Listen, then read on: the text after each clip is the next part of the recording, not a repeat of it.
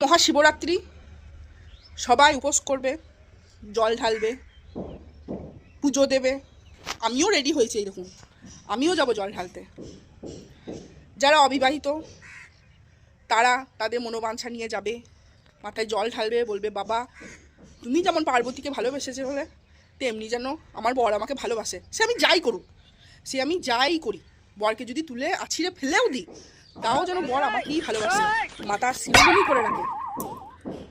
আর এই ফেসবুকেই দেখলাম যে কিছু কিছু ছেলে মেয়েই বলছি, তাদের প্রেমিকা মাথায় জল ঢালছে, প্রেমিকা প্রেমিকের মাথায় জল ঢালছে, সবাই সবার মাথায় জল ঢেলে চললো। সে যাজ্ঞ, সে ভালো করেছে।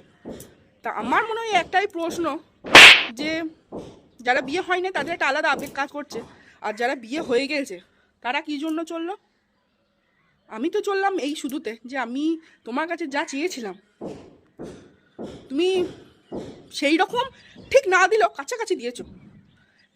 আর বাকিগুলো কি চাইতে যাচ্ছে জানি না, কৈফিয়ত চাইছে না, জড়িয়ে ধরে বলতে চললো ওগো যা চেয়েছিলাম তার থেকে অনেক বেশি ভালো দিয়েছো, আমি আমার বরদের এই করি ওই করি, কিন্তু আজকের দিনে খুব মানি, প্রণাম করি, ওই প্রসাদ মুখে না দিয়ে জল খাবো না, তাতে সারা বছর কিছুই খেতে না দিই তাও ভালো।